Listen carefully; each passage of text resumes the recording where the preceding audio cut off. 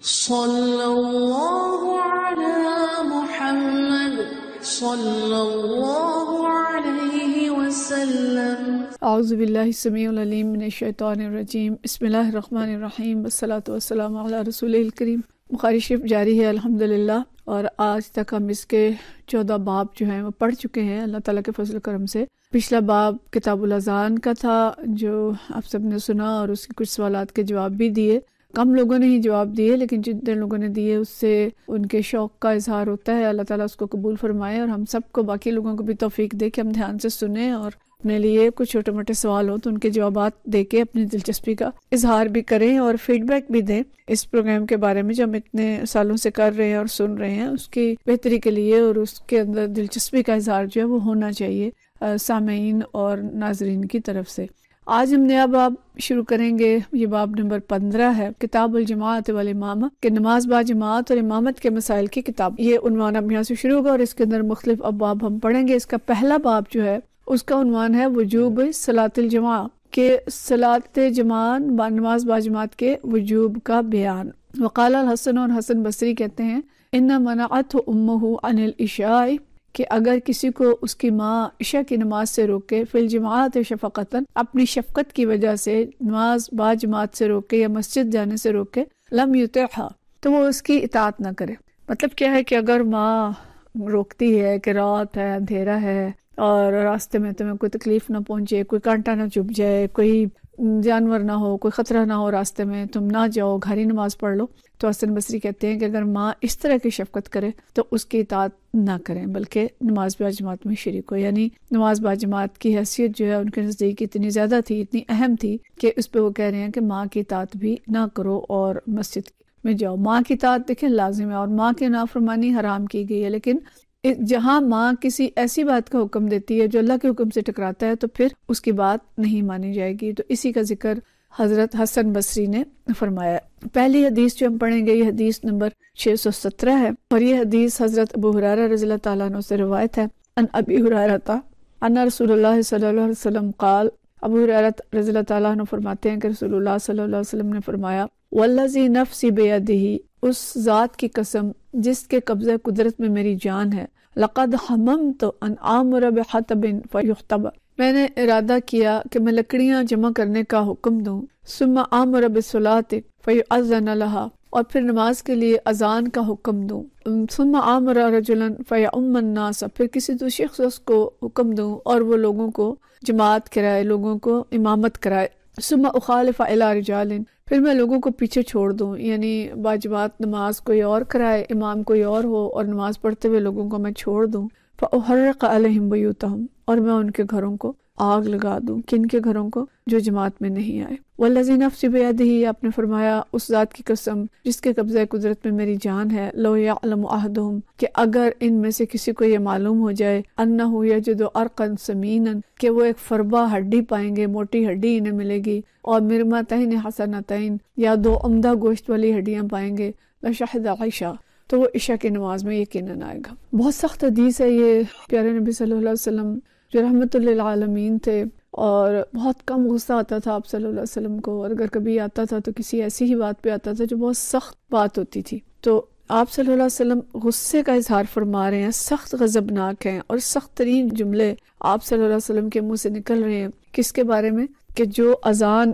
سنتا ہے اور گھر بیٹھا رہتا۔ تو آپ صلی اللہ علیہ وسلم نے اتنے سخت جملے بولے کہ میرا دل چاہتا ہے کہ میں کسی سے کہوں کہ وہ ایندھن جمع کرے، اور پھر میں جا کے ان کے گھروں کو آگ لگا دوں۔ تو اس حدیث سے میں معلوم ہوتا ہے کہ نماز با جماعت جو ہے یہ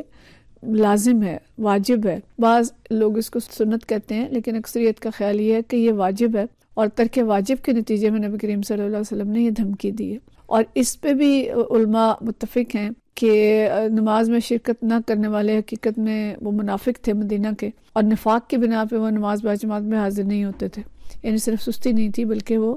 نماز با جماعت کی اہمیت کو سمجھتے ہی نہیں تھے، اور اس کو اہمیت دیتے ہی نہیں تھے، نفاق تھا ان کے دلوں کے اندر۔ تو اس بنا پہ آپ صلی اللہ علیہ وسلم نے اتنا سخت حکم دیا، ورنہ وہ لوگ جو کہ معذور ہیں، عملاً کوئی ایسی انہیں وجہ درپیش ہے، جیسے بیمار ہے کوئی، یا معذور ہے، یا سخت بارش ہے اور سردی ہے، یا اس طرح کی کوئی وجہ ہے، تو اس صورت میں گھر میں نماز پڑھی جا سکتی ہے۔ لیکن یہ کہ بلا عذر نماز باجماعت ترک کرنا، اس پہ نبی کریم صلی اللہ علیہ وسلم کو سخت غصہ آتا ہے، اور اس غصے کا اظہار آپ صلی اللہ علیہ وسلم فرما رہے ہیں۔ اور ساتھ ہی جو دوسری بات فرما رہے ہیں کہ اگر دنیاوی فائدہ ملنے کی بات ہوتی کہ اگر انہیں پتا ہوتا کہ یہاں پہ انہیں گوشت ملے گا یا ہڈیاں ملیں گی یا کوئی بھی اس طرح کی چیز ملے گی، تو یہ رات کو بھی آ جاتے نماز پڑھنے۔ مطلب یہ کہ دنیا کا فائدہ حاصل کرنے کے لیے یہ راتوں کو بھی گھروں سے نکلتے، اپنی نیند بھی قربان کرتے اور اس فائدے کو حاصل کرنے کے لیے سستی نہ کرتے۔ تو یہ دنیاوی فائدہ ہم دیکھ رہے ہیں کہ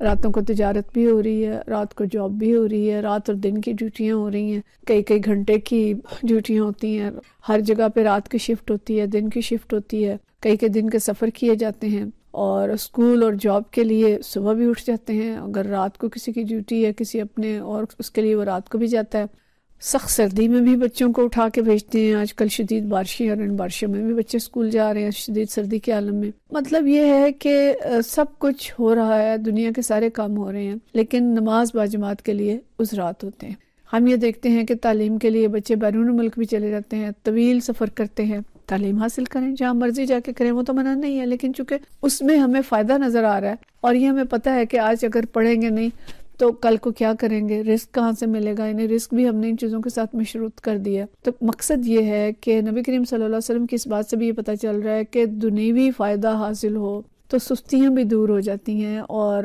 قانون پہ بھی عمل ہو جاتا ہے، اور اپنے فائدے کے لیے انسان سب کچھ کرتا ہے، لیکن انہیں یہ نہیں معلوم کہ نماز باجماعت کا اجر کتنا زیادہ ہے، نماز باجماعت کھو دینے کا نقصان کتنا زیادہ ہے، اس کی اہمیت کتنی زیادہ ہے۔ تو آج جو مسلمانوں کا حال ہے کہ باجماعت تو کیا نمازیں پڑھی کم جا رہی ہیں، نماز کا جو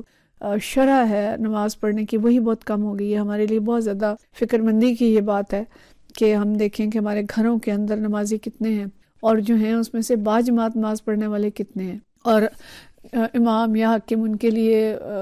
سزا بھی تجویز کر سکتا ہے، جیسے نبی کریم صلی اللہ علیہ وسلم نے مطلب یہاں پہ ایک تحدید ہے نا، ڈراوا دیا ہے، انہیں ڈرایا گیا ہے کہ اگر ایسا کرو، حالانکہ آپ صلی اللہ علیہ وسلم نے کسی کا گھر جلایا نہیں ہے، لیکن آپ صلی اللہ علیہ وسلم نے ڈراوا دیا ہے، مطلب یہ ہے کہ ڈرایا جا سکتا ہے اپنے بچوں کو بھی، اور انہیں متوجہ کیا جانا چاہیے۔ بہرحال باب جاری ہے، آگے ہم پڑھتے ہیں۔ اگلی حدیث جو ہے اس میں بھی نماز باجماعت کی فضیلت کا بیان ہے۔ باب کا عنوان ہے فضل صلاۃ الجماع، نماز باجماعت کی فضیلت کا بیان۔ وکان الاسود، اسود کہتے ہیں اسود بن یزید، فاتت الجماعت ذهب الى مسجد آخر، وکان الاسود اذا فاتت الجماعت ذهب الى مسجد آخر۔ حضرت اسود بن یزید سے اگر جماعت فوت ہو جاتی تو دوسری مسجد چلے جاتے۔ وجاء انس الى مسجد، اور حضرت انس رضی اللہ تعالیٰ عنہ ایک ایسی مسجد میں آئے، قد صلی فیہ، جس میں نماز ہو چکی تھی، فاذن واقام وصلی جماع، دونوں نے اذان اور اقامت کہہ کر جماعت سے نماز پڑھی۔ اب یہاں پہ کیا بات ہے کہ مختلف مساجد ہیں اور ان میں نماز کے اوقات مختلف ہیں، اور اگر ایک مسجد میں نماز نہیں ملی تو دوسری مسجد میں جا کے نماز پڑھی جا سکتی ہے۔ ہمارے یہاں خاص طور پہ جیسے ظہر کی نماز کا ہم نے تو کسی مسجد میں 1:15 بجے ہوتی ہے، کہیں 1:30 بجے، کہیں 1:45 بجے، کہیں 2 بجے، تو یہ بھی ایک گنجائش ہے کہ اگر ایک مسجد میں جماعت نہیں مل سکی، کچھ ایسی مصروفیت تھی، تو دوسری مسجد میں چلے جائیں اور جا کے وہاں نماز پڑھ لیں، لیکن نماز باجماعت کا اہتمام کریں۔ دوسرا مسئلہ اس میں یہ آیا ہے کہ اگر ایک مسجد میں نماز ہو چکی تھی اور پھر کوئی شخص وہاں آیا تو کیا وہ اپنی دوبارہ اذان اور اقامت کہہ کے جماعت کرے گا؟ تو اس میں تھوڑا سا علماء کے اندر ایک اختلاف ہے کہ ایک روایت جو ہے نبی کریم صلی اللہ علیہ وسلم کی، بلکہ حضرت عمر رضی اللہ تعالیٰ عنہ کا یہ قول ہے، بعض کہتے ہیں کہ حدیث ہے اور بعض کہتے ہیں کہ نہیں، یہ حضرت عمر رضی اللہ تعالیٰ عنہ کا قول ہے کہ ایک نماز کے بعد اسی طرح کی دوبارہ نماز نہ پڑھی جائے، یعنی ایک مسجد میں جماعت ہو گئی ہے تو وہاں دوبارہ جماعت نہ کرائی جائے۔ تو عام مساجد کے لیے تو یہ حکم ہے کہ اگر ایک دفعہ جماعت ہو گئی ہے تو اب ایسا نہیں ہے کہ اب دوسرا گروپ آئے اور آ کے اپنی جماعت شروع کر دے، اور تیسرا آئے تو اپنی جماعت شروع کر دے۔ اس طرح سے کیا ہوگا کہ جو اصل پہلی جماعت ہے اس کی اہمیت ختم ہو جائے گی، اور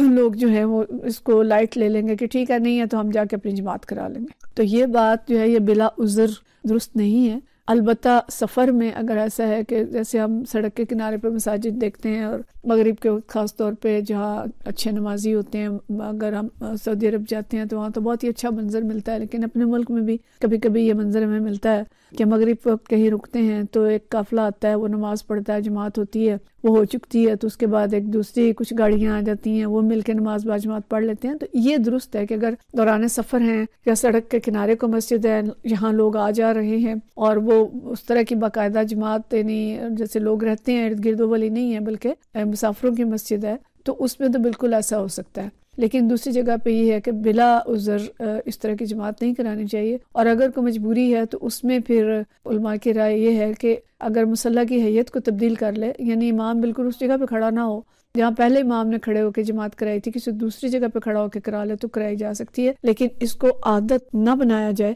کیونکہ اس سے لوگ جو ہے وہ نماز با جماعت کی پرواہ نہیں کریں گے، اور جب دل چاہے گا آ کے جماعت کرا کے خود سے نماز پڑھنی شروع کر دیں گے۔ تو یہ جو 2 صحابہ کا بیان آیا ہے کہ حضرت انس رضی اللہ تعالیٰ عنہ کا، ظاہر ہے یہ معمول نہیں تھا، یہ کبھی اس طرح کا اتفاق ہوا اور انہوں نے اس طرح ادا کر لی، لیکن ایسی چیز کو معمول نہیں بنانا چاہیے۔ اس میں حدیث ہے 619، اور حضرت عبداللہ بن عمر رضی اللہ تعالیٰ عنہ سے روایت ہے کہ رسول اللہ صلی اللہ علیہ وسلم نے فرمایا، جماعت کے ساتھ نماز پڑھنا اکیلے نماز پڑھنے پر 27 درجے زیادہ فضیلت رکھتا ہے۔ یہ حضرت عبداللہ بن عمر رضی اللہ تعالیٰ عنہ کی جو روایت ہے، اس میں حدیث جو ہے عن عبداللہ بن خباب عن ابی سعید الخدری انہ سمع رسول اللہ صلی اللہ علیہ وسلم، ابو سعید خدری رضی اللہ تعالیٰ عنہ فرماتے ہیں کہ انہوں نے رسول اللہ صلی اللہ علیہ وسلم سے سنا، یقول صلاۃ الجماعت تفضل صلاۃ الفرض ب50 و20 درجہ، کہ انہوں نے حضرت ابو سعید خدری رضی اللہ تعالیٰ عنہ فرماتے ہیں کہ انہوں نے نبی کریم صلی اللہ علیہ وسلم سے سنا کہ جماعت کی نماز اکیلے شخص کی نماز پر 25 درجے فضیلت رکھتی ہے، جبکہ پچھلی حدیث جو حضرت عمر رضی اللہ تعالیٰ عنہ سے ہے، ابن عمر سے،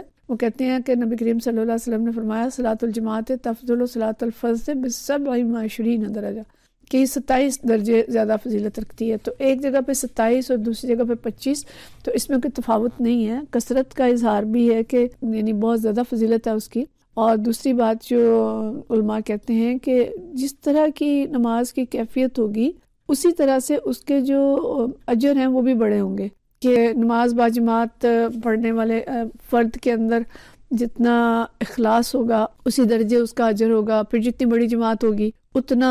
زیادہ اجر ہوگا، اور امام پہ بھی انحصار ہے اس کا کہ اگر امام زیادہ خدا ترس ہے، زیادہ تقوی والا ہے، تو اس کے پیچھے نماز با جماعت کا ثواب بھی زیادہ ہوگا۔ اسی طرح ہم دیکھتے ہیں کہ اگر مسجد حرام میں نماز پڑھی جاتی ہے، مسجد نبوی میں پڑھی جاتی ہے، تو اس کا اجر جو ہے وہ ہزاروں گنا ہے۔ تو اسی لیے یعنی نماز با جماعت کا اکیلے پڑھنے کی نسبت کئی گنا زیادہ اجر ہے، 25 گنا، 27 گنا، حتیٰ کہ حرم شریف میں پڑھنے کا 1000 گنا اور لاکھ گنا تک جو ہے وہ ثواب پہنچتا ہے۔ تو مقصد کیا ہے کہ ایک شخص کا خود اکیلے نماز پڑھنا اور با جماعت نماز پڑھنا دونوں میں اجر کا بہت زیادہ فرق ہے، اور جتنا با جماعت نماز پہ توجہ دی جائے گی اتنا ہی اجر زیادہ ہوگا۔ اور صرف اتنی بات نہیں ہے کہ اجر کا فرق ہے، بلکہ نماز با جماعت نہ پڑھنے والوں کے لیے بڑی سخت وعید ہے، یہاں تک کہ نبی کریم صلی اللہ علیہ وسلم نے ان کا گھر جلانے کی خواہش کا اظہار کیا ہے۔ تو اس سے ہمیں پتہ چلتا ہے کہ